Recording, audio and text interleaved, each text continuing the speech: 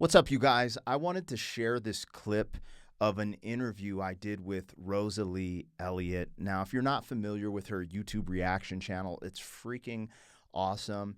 And I had the pleasure of being able to go on her platform and do a really cool interview. It's about a 50-minute conversation. Right now, I'm going to give you a 10-minute portion of it. I thought this was a pretty powerful moment within the conversation. However, there are some really powerful moments where we talk about martial arts and connecting jujitsu to music and real life. Also about our interpretations of music, classic music, hip hop, a bunch of different things that intersect with AI and the human condition and the human experience. Anyways, I had a wonderful time doing this interview. I would love it if you guys go to the original video and check it out on her channel. Say Pegasus sent you. But anyways, this is a 10-minute clip from that interview. And if you want to go check out the full interview, it's on her channel. I'll link it in my description and in the first comment. Thank you guys so much. Legendary artists of old, I would say, are still so relevant today, because to mirror that, like with the bands like Led Zeppelin, as we've discussed, or Rush, even in my audience, it's so amazing to me. It's just how many people not only grow up with that music or have that personal connection because they loved it, but like deep identity ties to these bands. And it's hard to find that nowadays. I mean, there's Yeah. modern bands that say my 12-year-old would love, and she'll call them her favorites. But how long that'll carry into 4 generations from now is left to be seen. I find that so interesting, and I find it awesome that you point out just how much it's all connected, which is another link yet again, or another connected dot to jujitsu. When I look at music, and you being an expert in hip hop, and I see how people respond to all these bands we've just named, it's so wild to me, and also humbling, that it really is all connected. There's not just nobody can claim just one specific genre. Hence why there's these legal battles, right, with songs that sound a lot alike because they use the same 4 chords, and the questions arise, well, there are only so many chords, who can have that monopoly on music? How do you feel about that topic? That when people want to push, no, we were here first, or no, we made this first, in light of our conversations about music and jujitsu and there being connected dots. I understand the argument because the trailblazers and the pioneers always get boo-booed on, for the lack of a better word, right? They never Okay. really make the money that the people do after them. Mm-hmm. There's a lot of things. So I understand the argument, but essentially, music from its inception wasn't really made to be packaged. So Mm. that was the death of music. It's kind of this interesting thing. And this is how I kind of see it. I'm kind of spitting off the cuff right now. But music, we didn't have stereos, we didn't have cassette players. People were in wagons, they learned how to play, and they'd bring it town to town live. You experience music, you sing with people by the campfire. It's something we experience together. Then we figured out how to package it. Well, the packaging of music has transcended itself to the point where now you click a button on Suno and it will recreate a song that sounds like it's from the 50s. I'm talking about AI for people who got lost in this conversation. We're fast forwarding to AI. And this goes into what music has become. And you touched on this by saying, hey, my daughters might like this, but how long will it last? And I think that question is, why doesn't it last? Because it's fast food. Like, you can't compare Mm. Pink Floyd, Dark Side of the Moon to Demon Hunters. It's Yeah. just ridiculous, right? This is manufactured, formulaic music that they're just packaging to make money for the bottom line, and the art doesn't exist. Now, there's art in there to create it, but a lot of this stuff, even with, and hopefully this doesn't get you in trouble on your channel because I don't know everything you're reacting to, but like the K-pop thing, Yeah. right? They're really just remanufacturing American and British culture from a lot of its black culture, like Usher, Michael Jackson. When it comes to Mm-hmm. rock, it's like the Rolling Stones and stuff like that. And it's repackaged with a different culture. So it's interesting, but Mm-hmm. there's nothing really, in my opinion, super new there. Do Mm-hmm. I enjoy it if I react to something? I try to find the brightness in it and the good Yeah. in it. I'm like, this is really, they did their thing. I'm not Yeah. knocking that, but you have to think of what has happened because of this. Because of the manufacturing of music for a bottom line, which you could argue that music has been hijacked by corporations. I'd argue rap was hijacked by corporations and the government, but that's a whole nother story. Now we have this BS, which I Hmm. call slop, which it's the AI slop, and it's Yeah. all this AI stuff coming down the pipes, and people are like, oh, why is this happening? We're cooked. I can't tell you how many times I've seen "we're cooked" on a thumbnail, but we're the reason this is happening. Like, Mm. and I'm not trying to say it's K-pop or whatever, but the manufacturing of formulaic music or a bottom line, the end result is AI. Yeah. And it's because it's about the bottom line. People are like, well, how did this hit the number one on the country charts? It Yeah. didn't. It's bots. Thank you. Bots. Thank you. It's Thank it's you. it's very simple, and it's just an easy way to propel this. Give a song a million views from bots, it's going to get a million organic views. And now Yeah. you got a million people listening to something that has no overhead. So, Yes. it's essentially, people got to get back to the art, and we got to get less corporate, and we'll see where it goes. Do you think that that can happen without like a giant, cyber crash or apocalypse or Walking Dead situation? It's up to humans. The, Mm. hu- the answer is in our hands. It's never outside of ourselves.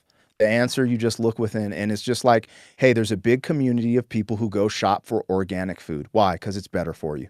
Yeah. It's just that simple. Will people shop for organic, real music? You got to think the masses won't. This is Yeah. why they're doing it, Yeah. because the masses are going to be C and D students, which I'm a part of. So I'm not holier than thou, but it's just easy to manufacture perceptions. Yeah. So we will see. But I think that humans need a recollection and a revitalization, a revival, a revolution with inside.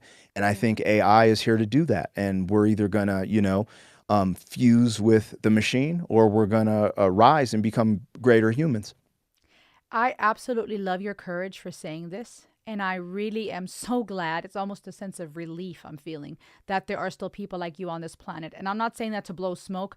I mean that in the sense of you have a platform, you're educating people, you're passing this on to your children. And it excites me because I'm thinking as long as there are still people who know what they're talking about, who know what it tastes, what a steak tastes, looks, and feels like, there's hope for me because if there are enough people that say, hold up now, this fast food looks good, tastes good, but it's not good. This is what a steak actually, is like, or real food. Name any meal, for the vegetarians among us. Anything that is authentic, organic, and good.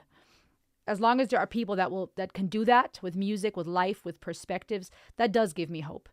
Because Sure. we need that. We need people that say, "Hey, I know this sounds catchy, this radio hit, and the power of three thing that they're doing here, and the whatever strategies to make this a radio hit, or the AI images, they might look cool, but hey, have you heard this legendary rapper that birthed this art? Hey, have you heard Led Zeppelin and Rush and the mathematicians of music, and look at the parallels and the connections. That gives me hope to think there's people like that still around.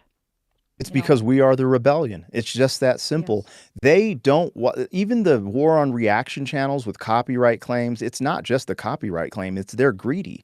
There's so many different things. They don't want true discovery. If reaction channels got to run amok and discover the greats, guess what happens to the AI filth and all the current slop of music? It Yeah. falls off because people start diving into the realness. And then they also, it rebirths the real art, and people start creating art like our friend Ren. So, Yes. I mean, it's very important to know what's going on. The other thing is, I don't know if I said this in our last interview, but I say this a lot because it's the truth. And I realized it in my rap career. Program director is not like, we're always trying to get our music on the radio. And who do you got to get to? The program director. Well, the strength and the key there is program. Music is programming. And the reason it's one of the most powerful programs, one, because it's catchy, it's rhythmic, but because it's short. It's about 3 to 4 minutes every hit song, and like you can program a mind with this a lot easier than a 2 or 3 hour movie. True. So the programming is very strong within music. So when people understand that every moment, I say this in my reactions a lot. Sometimes I'll be like, I love this song. It's not going in my playlist because the programming is a little too dark for me. If I'm trying to get through life and shit has hit the fan, I don't need to live in the sour moments. Do I need to listen to it at sometimes and embrace the darkness for a little bit? Yes. But for my programming, I am aware of what's going on around me. So I purposely program my mind with the things that are going to serve me. And that is positivity, abundance mindset, etc. Now, I'm not perfect. And even while we do this reaction, there's going to be an ad for something that, you probably don't need. But the reality is, the more you're aware of what's going on around you, the better for your life and the better you can address it, let's say. You're so right. Don't they say that music stimulates all parts of the brain? That's why it's one of the most powerful tools, where a conversation will affect parts of our brain or we see something visual, like you mentioned, a movie.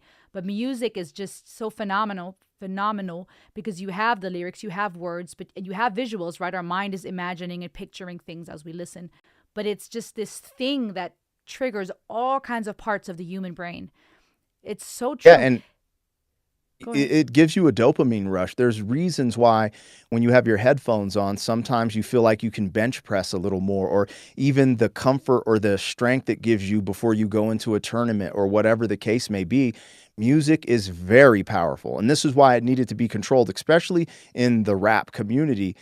Because when you go back in history and you talk about like COINTELPRO and some of the, taking out the Black Panthers and stuff like that. And I'm not like a radical person. Yeah, I'm just saying you have to go back in history and see how things are co-opted. And uh, historically, I believe that rap music was a reflection of what was going on in the environment. But even with that, there was so much positive coming from there. Gangster rap came from there, but that was just a reflection of the environment. However, the corporations wanted to highlight the sex, the drugs, the rock and roll because it's the easiest to sell for the bottom line. And it helps destroy communities as well. And not just the black community, it helps destroy, because it's programming, it can destroy communities and cultures just in general.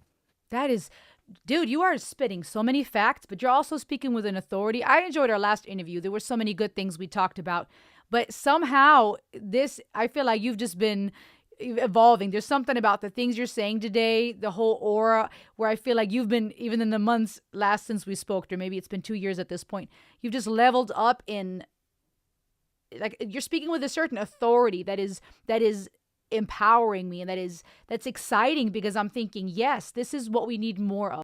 And just like that, that was a clip from our 50-minute conversation and interview that is on Rosalie Elliott's channel. Please go check that out. And I really appreciate you guys who really rock with me. You guys know who you are. You're the 15%. We talk about this. I get to see my analytics. I can see who fast forwards through things and jumps off, but there's a 15% core of you guys that really rock with me. I just wanted to take a minute to say thank you so much. I appreciate it. Anyways, let me know what you thought of this clip and go jump on over to the full conversation on Rosalie's channel, and I will see you guys there. Much love.